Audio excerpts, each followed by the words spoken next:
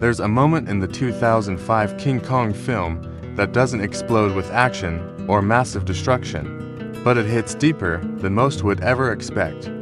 It's not the jungle, not the roaring battles, not even the skyscraper finale. It's what happens inside a quiet, glowing building in New York, the Peacock House. Let me take you there. After surviving the chaos of Skull Island and the terror of capture, the mighty Kong is dragged across the ocean in chains. He is brought to New York City not as a king, not as a creature of wonder, but as a spectacle, a product, a money-making machine for greedy men. He is displayed in the Grand Theater, known as the Peacock House, renamed the eighth wonder of the world. It's an ironic title, because the wonder is long gone. Kong is no longer wild and free. He is dressed in shackles, held down by steel and shame. What once roamed the forest with pride now stands broken on a stage, under flashing lights and laughter. The crowd claps. They don't see the pain in his eyes. They don't understand what he's lost. Then, something strange happens. A woman walks onto the stage, playing the role of Indero, the woman Kong had bonded with back on the island. But it's not her. It's an actress, a fake. And Kong knows. His heart might be beastly, but it's not blind. He begins to panic. Where is she? Where is the one who didn't scream when he held her? Where is the one who danced in the snow with him, who saw the soul in the monster? The chains rattle. The crowd laughs louder.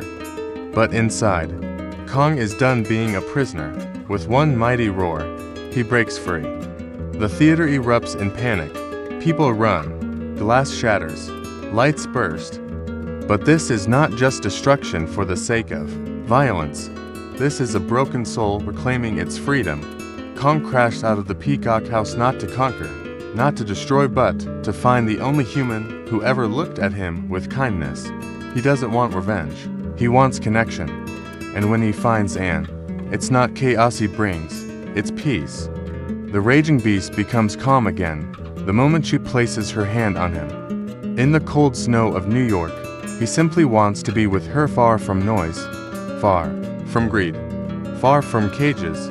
They climb the Empire State Building together, not as captor and captive, but as two beings escaping a world that never understood them. But as we know, the world does not let peace last for long. The military arrives. Bullets fly. Kong shields her with everything he has. He holds her in his hand like treasure. In his final moments, he looks at the sunrise not with fear, but with peace. And then he falls. But he does not fall as a monster. He falls as a king. This story is not just about a giant ape. It's about all of us. It's about how the world often misunderstands what it cannot label. How people try to control, profit, and judge what they don't take time to truly know. How strength is mistaken for threat, and gentleness inside the strong is ignored. The Peacock House is a symbol, a place where many of us have been. A place where people try to turn you into a version of yourself that pleases them.